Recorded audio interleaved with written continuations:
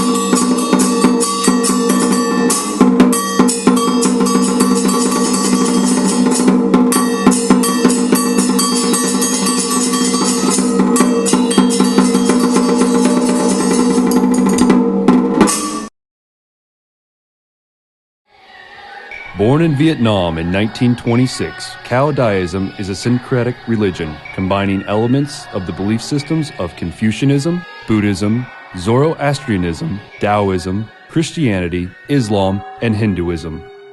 With some 3 million followers in Vietnam, Cao Dai is the third largest religion in the country, behind Buddhism and Catholicism. Cao Dai means high place, symbolic of the place where God dwells. Central to their teachings is the idea that all of the world's religions are different manifestations of the same God. According to the adept, Cao Dai exists to reconcile the differences in the world's religions in an effort to promote peace. One of the first Western accounts of the Cao Dai religion came from the British journalist and author Graham Greene, who wrote about his encounter with the religion in his memoirs, and also included a depiction of the faith in his novel, The Quiet American. Greene's account of Cao Dai is that of a bewildered outsider looking in. Of all France's allies in Indochina, the most astonishing are the Caodaists, members of a religious sect founded around 1920. Their capital, which they call the Holy See, is Tay Ninh, some 80 kilometers from Saigon, where their pope lives surrounded by cardinals of both sexes. At the entrance to the fantastic Technicolor cathedral are hung the portraits of the 3 minor saints of the Caodaist religion: Dr. Sun Yat-sen, Trang Trinh, a primitive Vietnamese poet, and Victor Hugo, attired in the uniform of a member of the Académie Française, with a halo round his tricorn hat. In the nave of the cathedral, in the full Asiatic splendor of a Walt Disney fantasy, pastel dragons coil about the columns and pulpit. From every stained-glass window, the great eye of God follows one. An enormous serpent forms the papal throne, and high up under the arches are the effigies of the 3 major saints, Buddha, Confucius, and Christ, displaying his sacred heart. The literal translation of Cao Dai from the Vietnamese language means high place or high platform, and symbolizes the place from where God reigns over existence. Caodaists also refer to their religion as the third great universal amnesty of God. This is in reference to the 3 historical revelations of God. Cao Dai literally means high place, but it also means the name of God. Even the nickname when he communicated with the first followers, his name is Cao Dai. From then on, when this religion was established, they made the name Cao Dai. That's the short name. But the full name is Dai Dao Tam Ki Fo Do, or the Great Way of the Third Revelation and Salvation.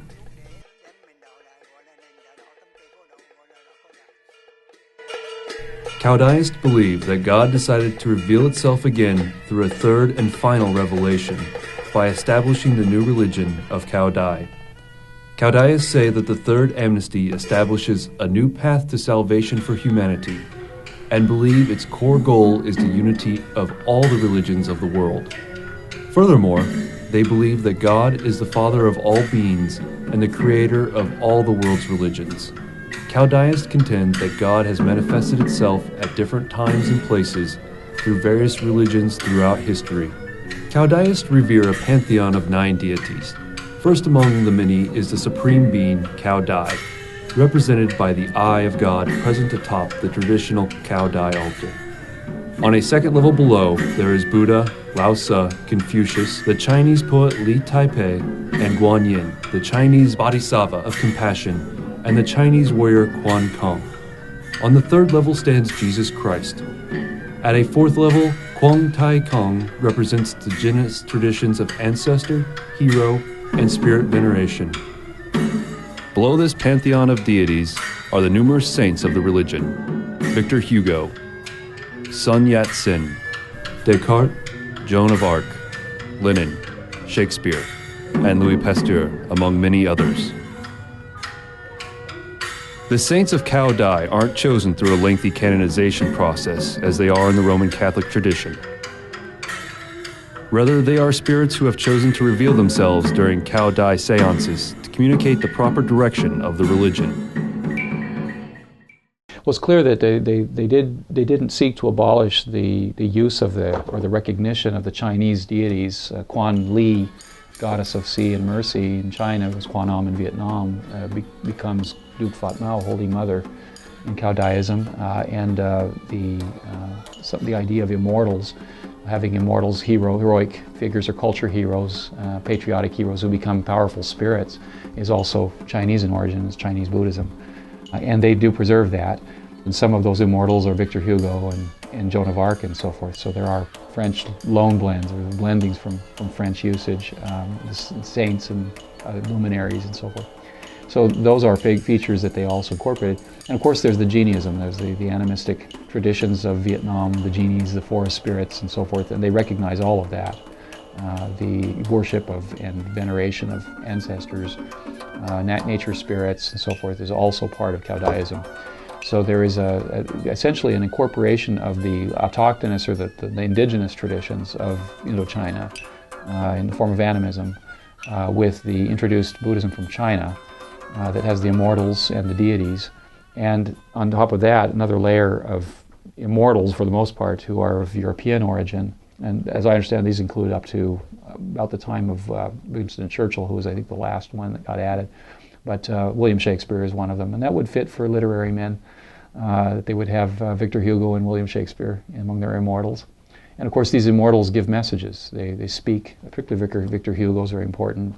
They speak with doctrinal messages, giving advice to the leaders of the 30s, 40s, would receive messages from Victor Hugo in terms of what needed to be done to better the movement and so forth. So it is what we call a syncretic tradition. It is a culturally blended tradition that consciously sought, and where leaders consciously sought to incorporate both colonial influences and indigenous influences, and at the same time embracing not just the world religions but the local traditions such as Taoism, Buddhism, Confucianism. It's a very hierarchical group, so the Confucian ethic is very strong, and all of those were essentially blended into one tradition and given a kind of permanency through the Constitution. The diverse religious blendings of Caodaism can be seen in the iconography and design of the Tay Nin Holy See Temple, which incorporates elements of the world's great religions as well as local animist beliefs. The Tay Nin Holy See itself, built with a huge number of Cambodian peasant slaver, the labor of a large number of Cambodians on it, was completed in 1935, is a construction exemplifying what we mean by syncretic belief in ritual. The church itself, or the temple, and I say it's church because it is basically designed along basilica architecture lines. It's the basic architecture is that of a Catholic basilica or cathedral, with 2 towers at the front, a nave down the middle with pulpits and galleries along the sides, and then an altar and apse at the very far end of the building, and with 2 Caodai luminaries, basically represented almost as saints with halos on the sides of the towers. And all of that harkens back to Catholic architecture, obviously the French influence evident here. But the design elements within the decorative elements that are present are Cambodian down the side, Cambodian Khmer arches, and of course the presence of a Hindu tower at the very back and a minaret from Islam in the middle, on top of which are both Shiva and Buddha. So we have the co-optation, if you will, or the incorporation of all of these different religions into one system. There is in addition in the interior of the Holy See building are stained glasses with lotus blossoms on them, deist triangles with the eye of Caodai in the middle, resembling that found on your $1 bill. The use of, as I said, the pulpit. All of these features are clear blendings of Catholicism with Buddhism and native tradition. The building was called by Graham Greene, of course, the ugliest building in all of Asia, in the Quiet American, I think it was. It struck him. Other people have remarked on its aesthetic beauty and the skill of the crafting of the teak that's in it and so forth. Beautiful dragon columns, very Vietnamese animistic traditions represented down the interior of the nave. And then, of course, the use of an altar that has, instead of a crucifix, the big orb with the eye of Caodai on it, but with seats for dignitaries, much as you would see in a cathedral, with seats for the bishop, archbishop, and his clergy. So there are a good number of Catholic influences. And I might again, to say that some of the founders in that original group that Chiu, the prophet, had around him were Catholic. Pham Kong Tak was one of them, and of course he became the successor to the first pope of the movement when he died in 1935. Pham Kong Tak, the former Catholic, became the prophet of the movement, essentially, receiving the seances and the messages from the seances. He designed most of the Constitution, and he's responsible for the building up of Tainan over 40 years. So the Catholic influence is very evident. They also have French Spiritist reinforcement there. French Spiritism was very popular, of course, in the 1920s. The Caodaist movement, Allan Kardec's teachings about getting in touch with the dead, and some of the techniques, including now beaker and basket is Vietnamese. That technique is telegrammed from the dead using the spirit inside the basket is Vietnamese. But the use of the Ouija board with the Romanized script, the Quoc New Vietnamese letters, is clearly French. And so there's a blending of both the Chinese sand writing with the Vietnamese animistic beaker and basket technique, where the basket moves to the different letters, and then the Ouija board concept, which is French. All of those were used. They did use the planchette also from France, and the table tipping it's French, the Spiritist. So the original seances with Chiu were with the table. He tapped out the letters of the Vietnamese alphabet, including the order that he refused to become Pope. It happened on Christmas Eve of 1926, I think. But those techniques those are all blended. You're used almost interchangeably, as I understand. And certainly the presence of symbolic elements like the architecture, the fact that all of the clergy have titles that come from Catholicism, practically all the clergy, priest, cardinal, archbishop, bishop, and pope. The pape, those are clearly French-derived, Catholic-derived. And to some degree the garb as well. The clerical garb reflects Catholic influence as well, the robes, the mitre-like headdress of the Pope, and so on. So there are a number of levels where it manifests itself. It's very syncretic. By the mid-1930s, Caodai's organizational apparatus had spread from Tainan to several villages throughout Indochina. During this period, the Caodaist province of Tainan was highly autonomous. The Holy See administration levied taxes and administered hospitals, schools, orphanages, a number of business enterprises, and even had its own army and police force. The rising influence of Caodaism in the villages caught the notice of the French. who, concerned about its growing influence and power base, sought to restrain its activities in the north and center of the country. As a result, Caodaism became concentrated mostly in the south of Vietnam. The religion grew very rapidly during the first 10 years, about 1927 to 1940, to the Japanese invasion. The Mekong Delta region quickly was won over to Caodaism, and Jane Warner has estimated several 100,000 people going over to become Tindo, or adepts of the sect at that time, the movement, based upon what seems to have been the chain reaction conversions of people as their landlords, their landholding elites joined the movement to become dignitaries. So the peasants on their estates, under their care, or working on their lands, also converted to follow that pattern, and then about several 100,000 joined. They eventually accumulated an army of about 3,000 men at Tai Ninh to back their hegemony, their control over the area. So much so powerful they were by the time of World War II that the French signed a deal with them to allow them to have their own operations in the Mekong, and they gave them military advisors and so forth. So they were a very powerful force in that region by the time of World War II. MGM's 1958 film adaptation of Graham Greene's novel, The Quiet American, gave American audiences one of its first glimpses into Caodaism. In 1926 by a Vietnamese civil servant. The entire concept of the cathedral, and so the story went, had come to its founder in a dream. A Walt Disney fantasia of the East, dragons and snakes, no glass in the windows, and everywhere the eye of God upon you. This footage was shot on location in Tay Ninh in 1957.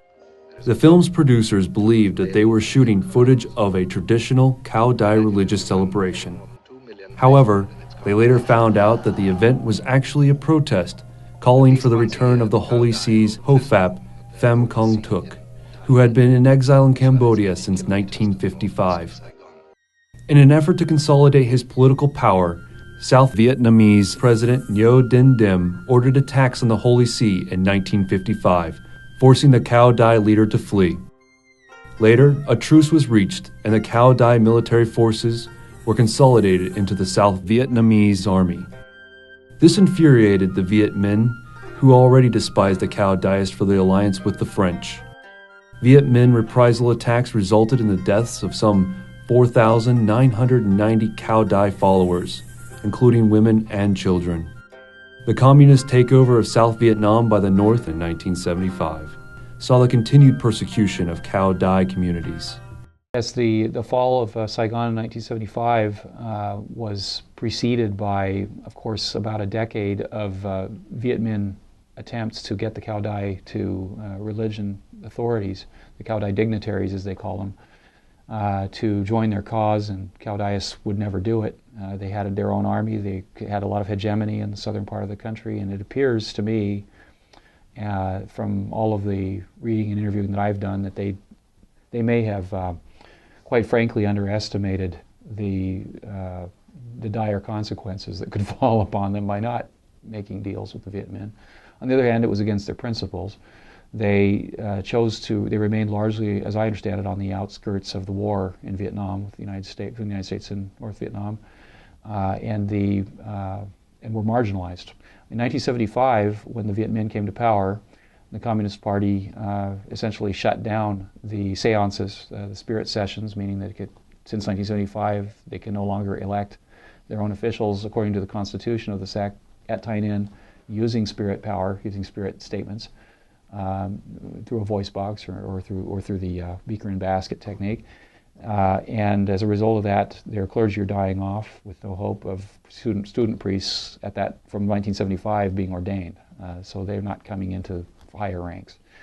There's been no pope since 1935 when Le Van Trung died, and the Hofap, the successor to him, who was never really pope, who built the sect, died in Phnom Penh in 1975. And they have essentially, the government has been trying to strangle the group out of existence by shutting down the seances. In addition, the Tai Ninh temple is now staffed by government personnel, not exclusively and largely. it's a subject of much complaint among, as you know, among Tainists here in the United States as well as over there. And the movement of people in and out of Tainan who have doctrinal literature or coming from abroad and so forth is closely monitored, and people that I've talked to have been grilled pretty severely by Vietnamese authorities when they've tried to exit with literature in their hands relating to Caodaism, or who were known to have been clergy there and that sort of thing. We know that this is the most challenging period in the whole Caodaism history.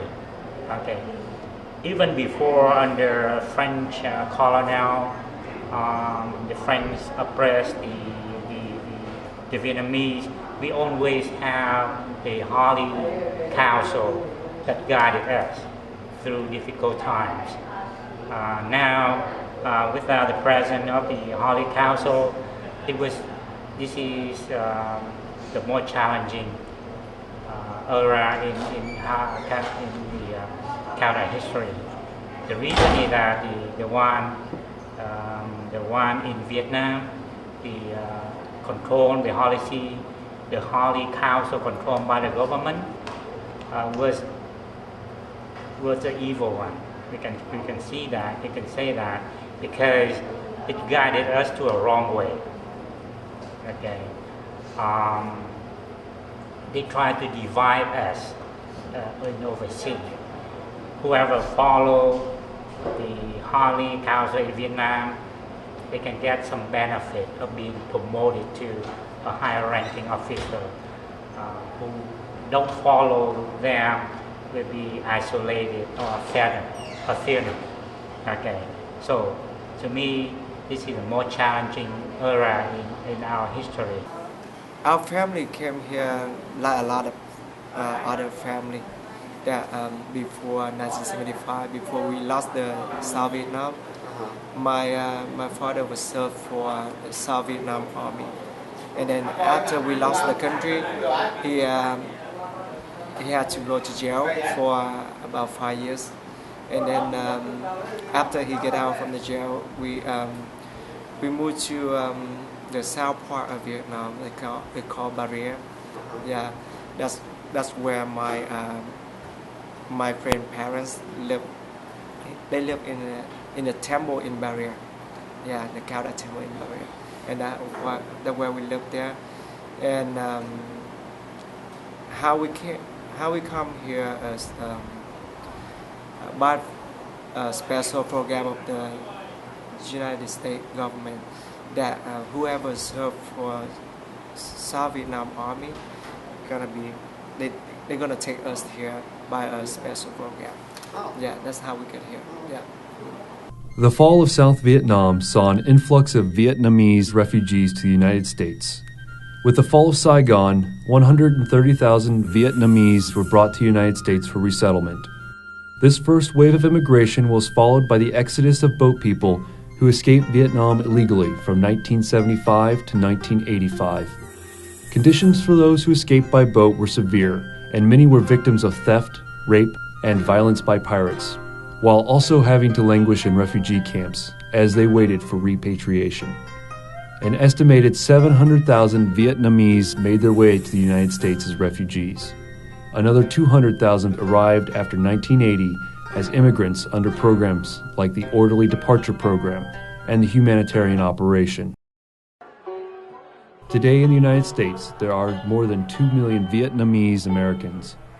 Of these, around 20,000 to 30,000 are practicing Caodaists, although there are no exact numbers. Today, small Caodai communities exist throughout the United States. One of these communities exists in Wichita, Kansas, where the local Caodai community there has recently constructed a new temple modeled after the Great Divine Temple at the Holy See in Vietnam. The temple opened in the fall of 2010.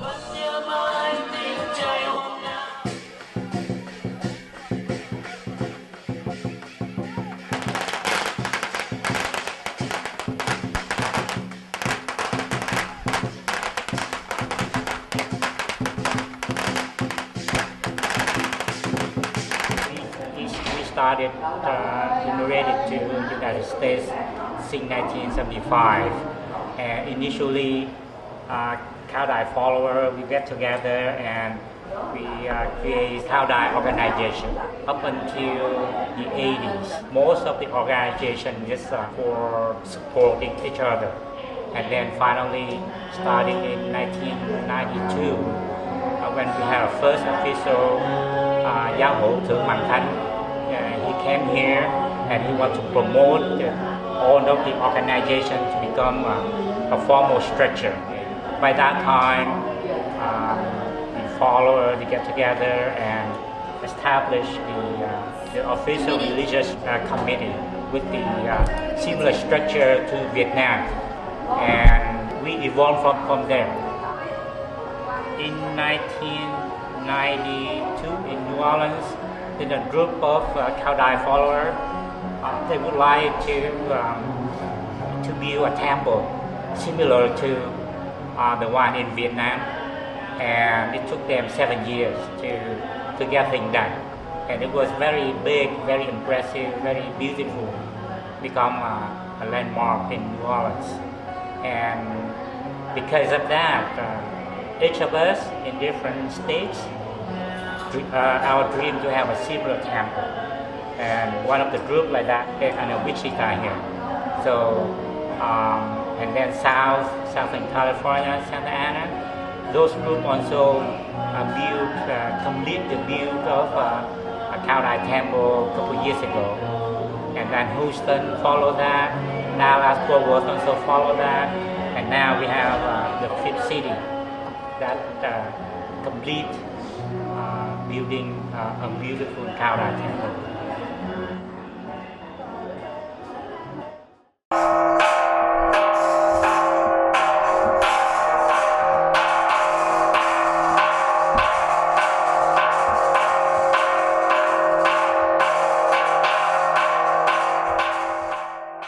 The Dallas-Fort Worth area has an active Caodai community.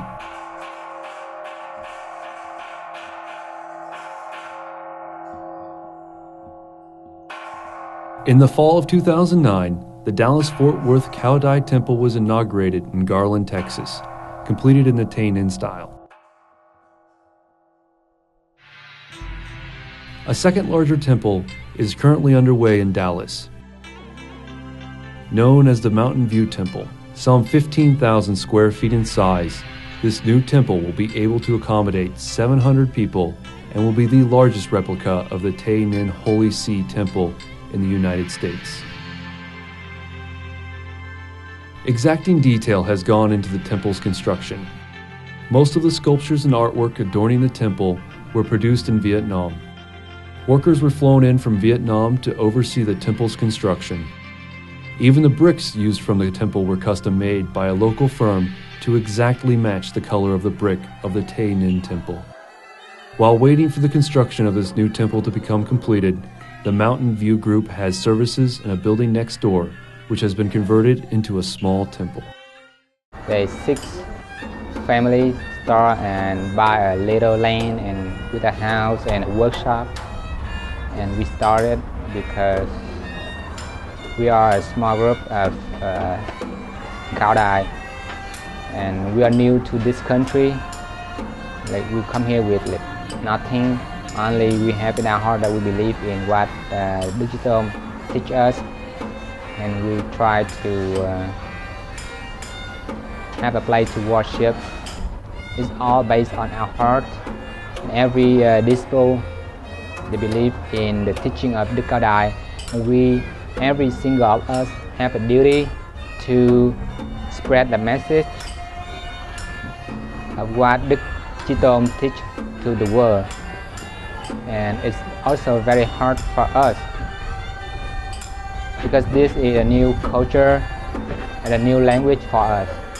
The basic teaching is just love, and love with unconditioned, no condition for love, and practice justice. And all the other teaching is in the holy message, holy book, and we just have to follow that. In the future, we're hoping soon Vietnamese will have the freedom of religion. Then we can practice the really what God teaching us in the way of practice, the way of the ritual. Right now, it's certain ritual that we cannot practice exactly like in the book for Vietnam. But over here, it's also hard too because we don't have all the book. We have some and some we're missing. And we practice as what we have. And this is a new environment for us too. And our thing is we have to not only adapt to the life, but to the life of the people who live in the second country. Caodaism comes close to being an ethnic identity. They had a self-contained colony at Tay Ninh. The group has distinctive rituals, customs, and beliefs that are syncretic, that set them apart from Buddhists and Catholics from Vietnam.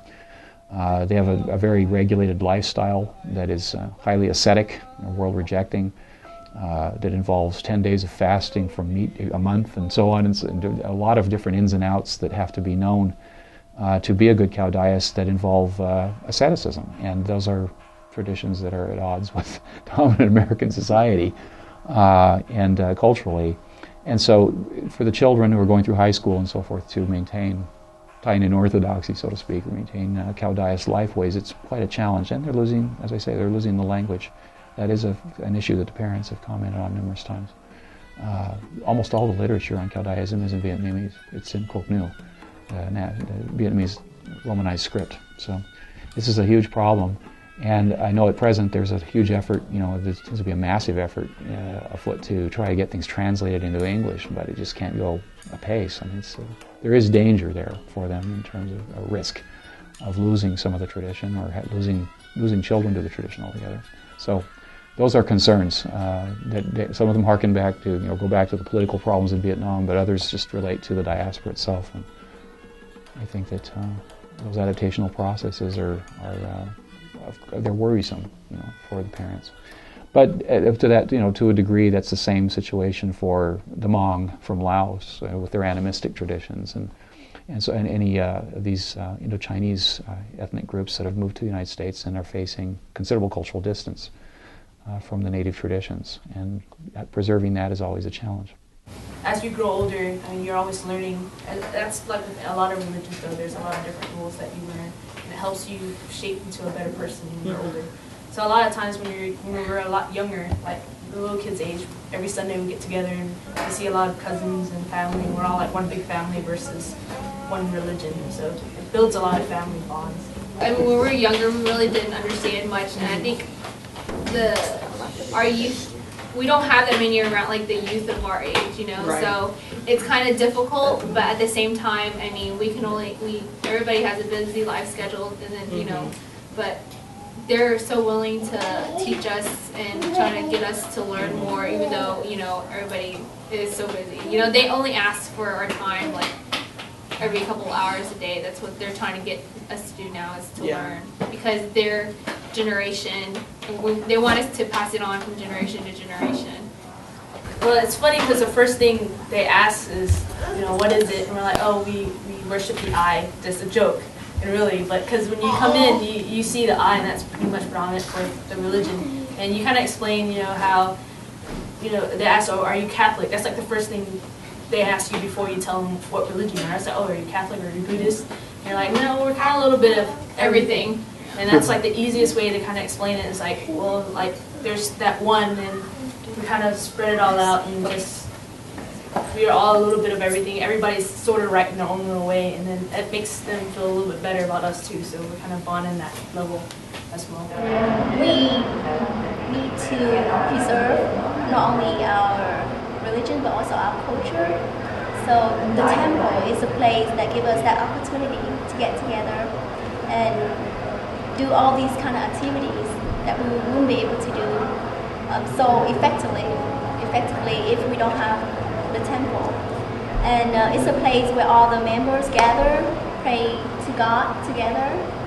What else do we do? You want to add in comments? All the youth come in and learn Vietnamese, the little ones, and we also learn about our religion, because growing up in America, we don't have the opportunity to go to the original holy temple in Vietnam. We don't have the opportunity to explore and have a deeper understanding of our religion.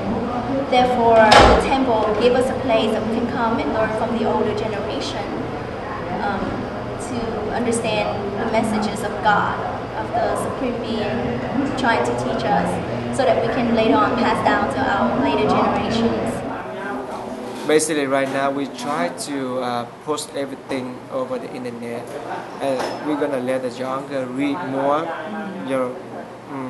Even they can read Vietnamese, they can read English. We try to translate everything in English, so they understand more about Caodai.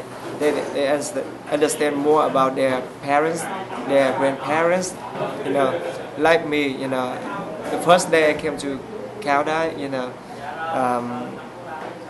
I had been live with my grandparents at a temple that they live all their life, and when I live with them, I learn a lot from them by the way they live, and then I learn from them by the way they live, and then I know more about Caodai when I grow, I get bigger, But before I didn't know anything about Caodai, I really saw how they live, They teach me how to be a good person.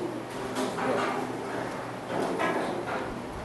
I'm so proud to be Caodai too, because it makes me feel very comfortable to go to any other church, temple, Buddha temple, or anywhere I go. I feel very comfortable because I see that founder or that representative in my church and my temple.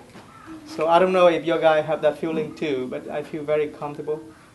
And of course, because I'm the Caodai follower, I so definitely believe that Caodai should be the universal